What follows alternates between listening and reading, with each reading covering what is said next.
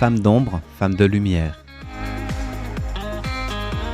Bonjour à vous qui nous écoutez, Florian Dai vous amène aujourd'hui à la rencontre de Yu Xuan. Bonjour tout le monde et bienvenue dans Femme d'ombre, femme de lumière. Aujourd'hui nous sommes en compagnie de Yu Xuan, une jeune femme qui se trouve être transgenre et qui vient nous parler de son processus de transition et de comment elle vit maintenant à Taïwan. 我最一开始知道我可能不太一样的感觉。 La première fois que je me suis sentie différente, c'était en 3e année d'école primaire. Nous avions un cours sur la santé avec le professeur qui expliquait ce qui allait se passer pour les filles et les garçons en grandissant avec la puberté. J'ai réalisé que les garçons et les filles étaient différents. Et j'étais très inquiète. Je ne savais pas quoi faire, mais je me disais que ce n'est pas ce que je veux.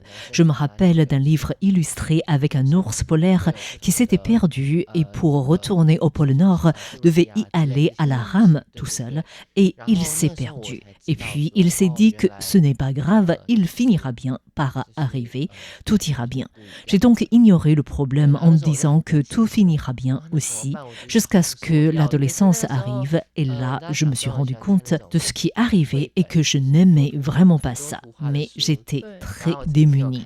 J'ai commencé à aller sur Internet, à faire des recherches et découvrir des termes comme queer, drag queen et bien sûr transgenre. Et je me suis rendu compte qu'il y avait un tas de gens comme moi. À la fin du secondaire, j'ai rencontré une personne transgenre pour la première fois et je lui ai dit que je ne savais pas bien qui j'étais.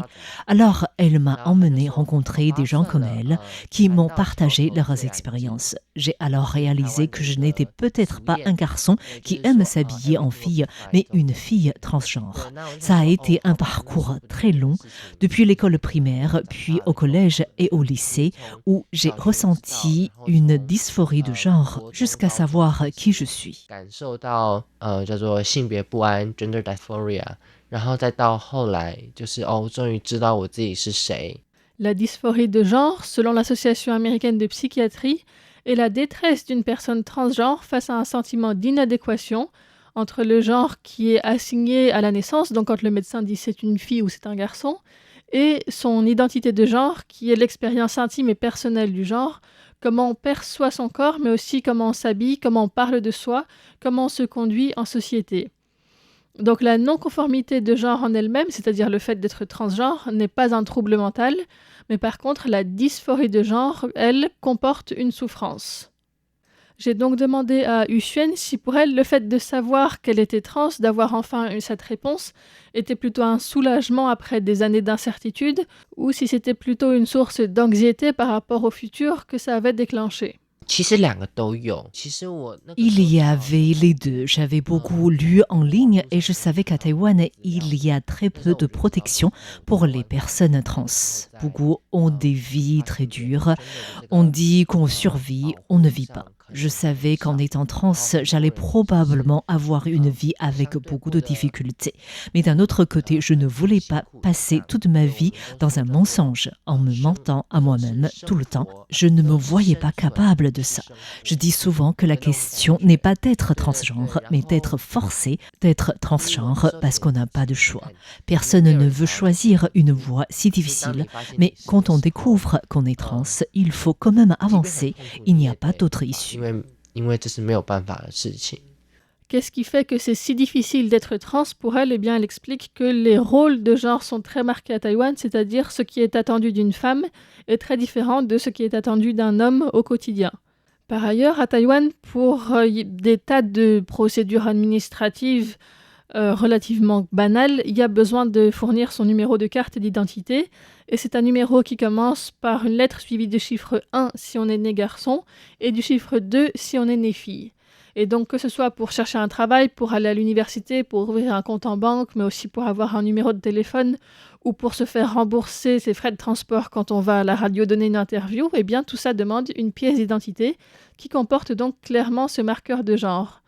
Et donc, très souvent, elle va se retrouver face à quelqu'un qui va lui demander « Mais est-ce que c'est vraiment votre carte d'identité ? À quel homme est-ce que vous avez pris cette pièce d'identité ? C'est pas vous, ça. » Et donc, on va lui demander des justificatifs pour prouver que elle est bien la personne à qui appartient cette carte d'identité, et pour elle, c'est quelque chose qui est très difficile. Mais même avant, en entrant à l'université, elle a été confrontée à une difficulté qui était assez épineuse, qui était la question des dortoirs. Je savais que ça allait être un problème, donc j'ai contacté l'université en amont pour expliquer ma situation. Je sais que l'université a probablement peur qu'il se passe quelques incidents, donc j'ai préparé des certificats médicaux en expliquant ma situation. Le médecin a écrit que je devais pouvoir choisir un dortoir qui correspond à mon identité de genre. En plus de ces lettres médicales, donc, Yuxuan avait également pris contact avec d'autres élèves qui allaient aussi dans cette université, à qui elle a annoncé qu'elle est transgenre, parce que ça se voit pas, c'est pas écrit sur son front. Et donc, ces personnes-là, ces jeunes filles étaient d'accord de partager leur dortoir avec elle. Et elle avait donc préparé aussi des lettres de leurs parents, comme quoi c'était d'accord pour les parents qu'elles soient dans la même chambre que leur fille. Et comme ça, l'université n'aurait pas à se demander quoi faire de Yuxuan, ni besoin d'essayer de la mettre dans une chambre à part ou de perdre de l'argent parce qu'elle ne peut pas louer les autres lits. Donc voilà, elle a anticipé ces questions-là pour l'université. Au pire du pire, un endroit qui ne soit ni le dortoir des filles ni celui des garçons pourrait aussi aller. Mais je ne voulais pas être dans le dortoir des garçons, c'est trop évident. Si je rentre là, tout le monde connaîtra mon identité, saura que je suis trans. Être obligé de sortir du placard devant le monde entier est quelque chose d'horrible, vraiment. Malheureusement, l'université a refusé toute discussion et m'a assigné une place dans le dortoir des garçons en refusant toutes mes propositions sans donner d'explication. J'ai donc demandé à Yuxuan comment est-ce qu'elle a fait face à cette décision de l'université, si elle était quand même allée dans le dortoir des garçons. J'y suis allée parce qu'il n'y avait rien à faire, mais parce que c'était vraiment dur et je n'osais rentrer au dortoir qu'à 2h du matin, tous les jours, quand tout le monde dormait. À 4h du matin, je me levais rapidement, je rangeais mes affaires et je sortais. Je dormais que 2 heures. Et si cela ne suffisait pas, j'allais dormir sur le terrain de basket ou au bureau et je trouvais un endroit où dormir par terre. Plus tard, des camarades de classe qui ont pris conscience de cette situation, ont eu la gentillesse de l'aider. Et donc, elles avaient une chambre pour 4 personnes, mais elles n'étaient que 3.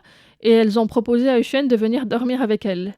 Mais comme les gardiens du dortoir savaient qu'il y avait Yuxuan qui ressemblait à une fille, mais qui n'en était pas vraiment une, eh bien, elles n'avaient pas le droit d'entrer dans le dortoir. Et donc, il fallait à chaque fois que une des personnes aille regarder à l'avance où est le gardien, quand la voie est libre, pouvoir y aller pour monter dans le dortoir, et puis le même cirque pour sortir. Donc ça a duré quelques semaines, mais c'était compliqué, et pour ne pas attirer d'ennui à ses camarades, finalement, elle a laissé tomber.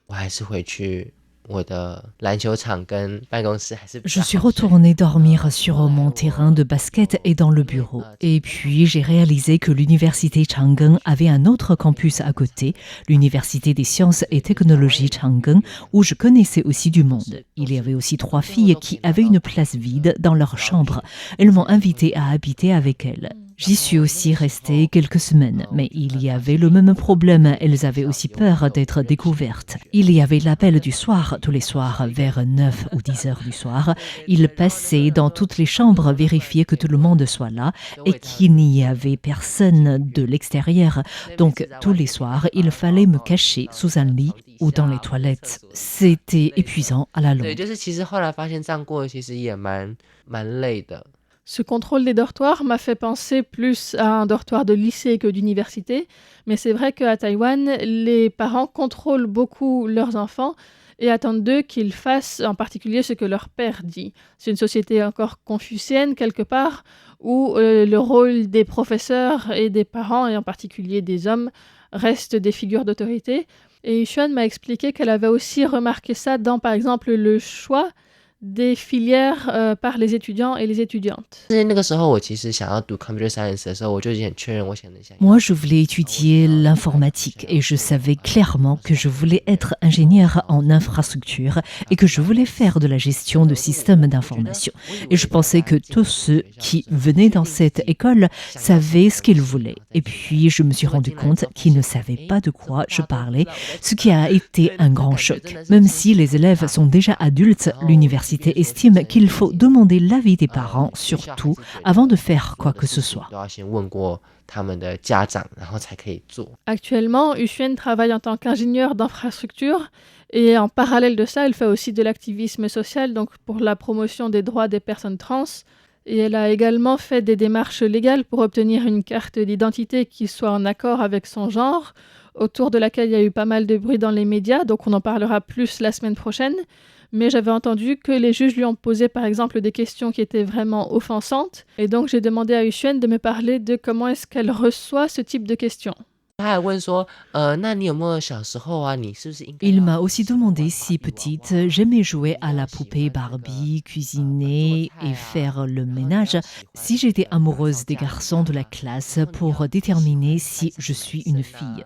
Ce juge est très âgé et a posé des questions très stéréotypées, mais je pense que cela n'a pas d'importance parce qu'au moins il avait envie de comprendre ma situation. Il était vraiment curieux parce que pour lui, il y a un mari et une femme. Et le mari doit travailler à l'extérieur pour gagner de l'argent et la femme doit rester à la maison pour élever les enfants.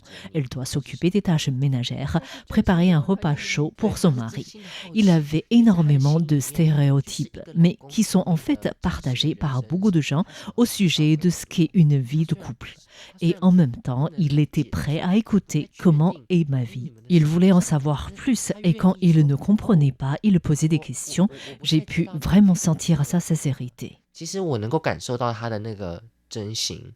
Yuxuan est donc très ouverte pour répondre à la curiosité des gens. Donc si vous, auditeurs et auditrices, avez des questions aussi, n'hésitez pas à nous écrire et je lui transmettrai vos questions et je vous transmettrai ses réponses, soit dans l'émission de la semaine prochaine, soit dans l'émission Le Courrier des auditeurs. Et en tout cas, je vous remercie de votre écoute et je vous dis à très bientôt sur les ondes de RTI.